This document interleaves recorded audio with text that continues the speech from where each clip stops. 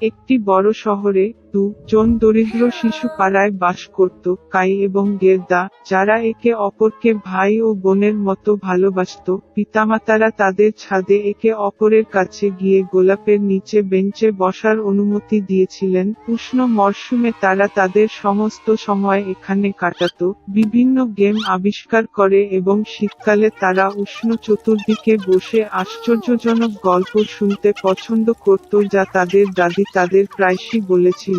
একবার বাচ্চারা যখন কোনো ছবি বইয়ের দিকে তাকাচ্ছিল, তখন কাই অনুভব করলেন যে তাকে কিছু চোখে এবং হৃদয় ছুঁড়েছিল। এগুলি ছিল শক্তিশালী মহিলার আয়নাটির টুকরো, স্নো কুইন। তারপর থেকে ছেলের আচরণ নাটকীয়ভাবে পরিবর্তিত হয়েছে। তিনি ক্রুদ্ধ, অভদ্র এবং নিষ্ঠুর হয়ে উঠেছিলেন। একদিন কাই টগবগনিংয়ে গেল এবং কখনোই ফিরে আসেনি। গেরদা যখন কাইয়ের নিখোঁজ হওয়ার বিষয়টি জানতে পেরেছিলেন, তিনি অনেকক্ষণ কাঁদলেন, তবে তিনি নিশ্চিত ছিলেন যে কাই বেঁচে আছেন, তাই তিনি তার সন্ধানে যাওয়ার সিদ্ধান্ত নিয়েছিলেন।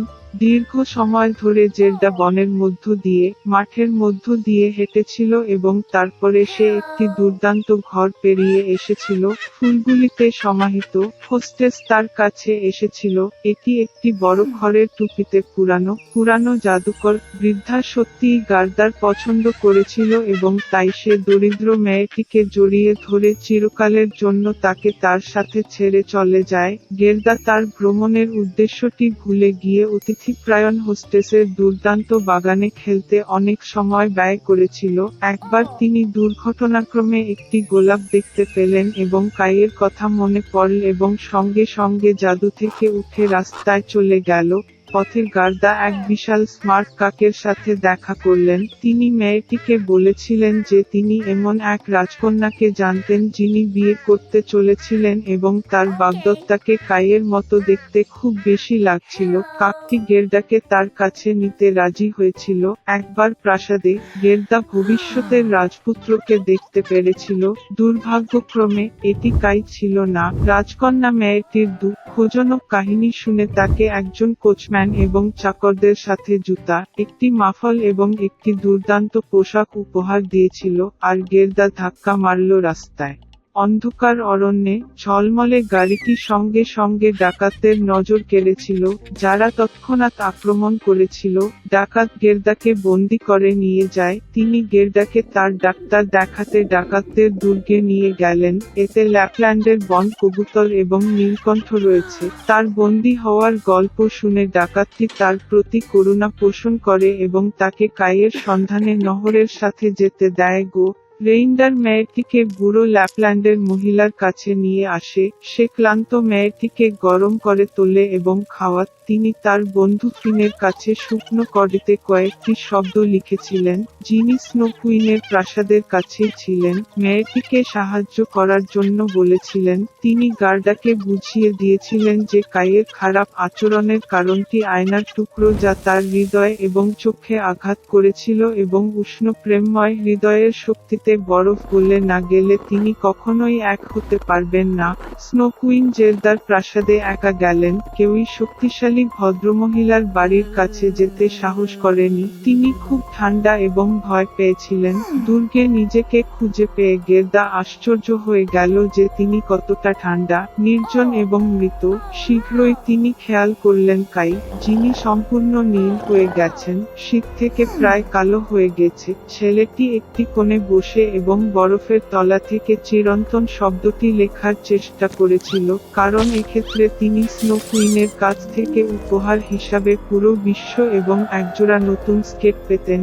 গেরদা ছুটে গেল কাইয়ের কাছে, তাকে শক্ত করে জড়িয়ে ধরে কাঁদল। তার উত্তপ্ত অশ্রু দিয়ে সে ছেলের হৃদয়ে আটকে থাকা স্প্লিন্টারে গলে গেল। তুলে নিয়ে কাইও কাঁদতে লাগলো এবং দ্বিতীয় তীক্ষ্ণ চোখের জল দিয়ে তার চোখ থেকে প্রবাহিত হল। একে অপরকে দেখে তারা কতটা খুশি হয়েছিল, তবে আনন্দের সময় ছিল না। স্নো কুইন ফিরে আসার আগে তাদের বরফ প্রাসাদ থেকে বেরিয়ে আসতে হয়েছিল। কাই এবং গেরদা অবশেষে স্নো কুইনের রাজ্য থেকে বেরিয়ে এলে তারা তাড়াতাড়ি বাড়ি ফিরে গেল। ফেরার পথে তারা সমস্ত বন্ধুদের সাথে দেখা করেছিল যারা তার অনুসন্ধানে গার্ডাকে সহায়তা করেছিল। বাড়িতে তাদের প্রিয় ফুল ফোটানো গোলাপগুলি তাদের জন্য অপেক্ষা করছিল এবং যা ঘটেছিল তা শীঘ্রই তাদের দ্বারা ভুলে গিয়েছিল ভারী স্বপ্নের মতো।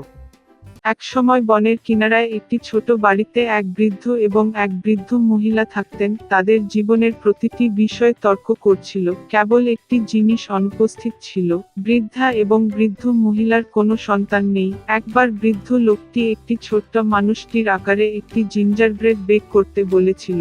বুড়ো মহিলা শস্যাগার দিকে তাকালো এবং প্রায় কোনো ময়দা অবশিষ্ট ছিল না। তিনি একটি বাটি নিয়ে গেলেন এবং বাক্সের সাথে স্ক্রাব করে নিচে বয়ে গেলেন এবং 2 মুঠো আটা 1 মুঠো জড়ো করলেন। বুড়ো মহিলা টক ক্রিম দিয়ে ময়দা গাঁথল এবং যখন সে টেবিলের উপর একটি জিঞ্জারব্রেড বের করছে তখন সে তা নিয়ে একটি ছোট পুরুষের আকারে তৈরি করেছিল।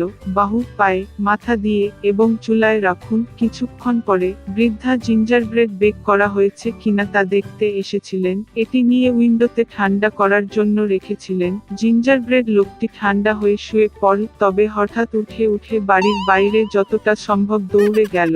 জানালা থেকে বেঞ্চের দিকে, বেঞ্চ থেকে মেঝেতে, মেঝে এবং দরজাগুলি থেকে, বারান্দা থেকে বারান্দায়, উঠান থেকে গেটের দিকে প্রবেশ করলো আরও দূরে এবং বৃদ্ধ মহিলা তার স্বামীকে ডেকে নিয়ে যায় এবং তারা দুজনেই তার পিছনে ছুটে যায়। কিন্তু জিঞ্জারব্রেড মানুষটি ধরা এত সহজ নয়।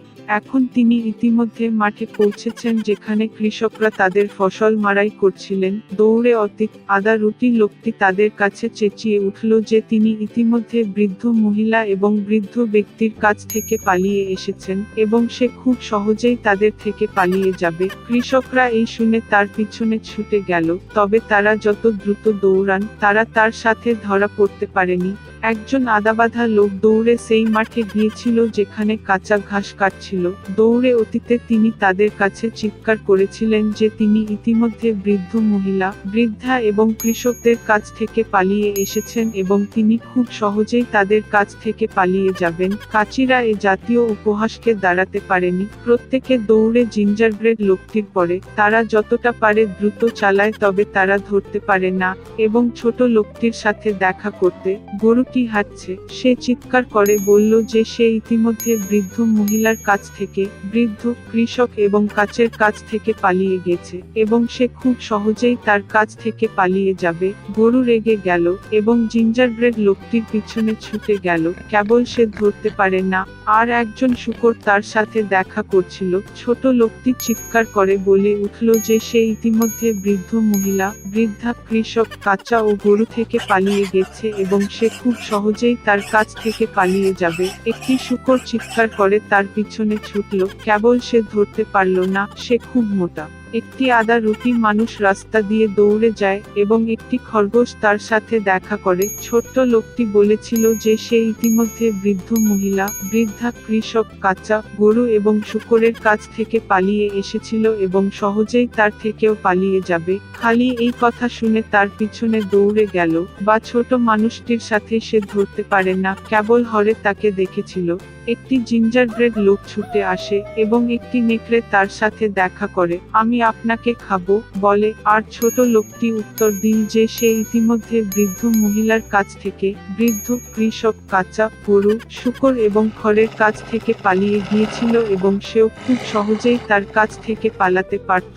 নেকড়ে লম্বা হয়ে জিঞ্জারব্রেডের দিকে ছুটে গেল এবং সে লাফিয়ে উঠল আর তার সাধ্যমতো দৌড়ে গেল। কেবল নেকড়ে তাকে দেখে একটি জিঞ্জারব্রেড লোক ছুটে চলেছে এবং একটি বিশাল ভালুক তার সাথে দেখা করছে। তার ছোট মানুষটি ভয় পেল না, কিন্তু চেঁচিয়ে উঠল যে সে ইতিমধ্যে বৃদ্ধ মহিলার কাছ থেকে, বৃদ্ধা কৃষকদের কাছ থেকে, কাঁচা থেকে এবং গরু থেকে, শূকর থেকে, খড়ের কাছ থেকে এবং নেকড়ে থেকে পালিয়ে গেছে এবং সেও খুব সহজেই তার কাছ থেকে পালিয়ে যাবে। একটি প্রচন্ড ভালুক তার পায়ে স্ট্যাম্প লাগালো এবং তার পিছনে দৌড়ে গেল, তবে ভালুকটি খুব খুব দ্রুত ধীরে ধীরে পড়েছিলেন।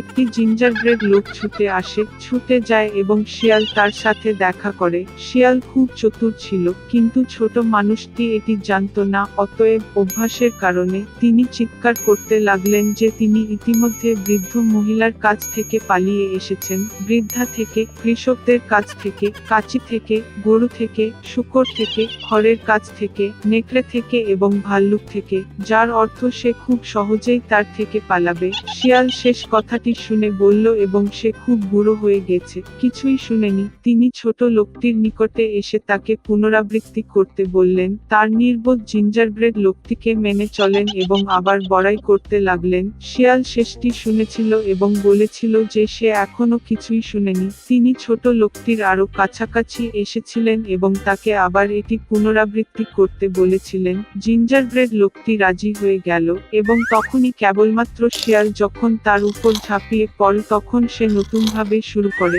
এবং এটি খেয়ে ফেলল। আর জিঞ্জারব্রেড মানুষটি আর গর্বিত হয় না।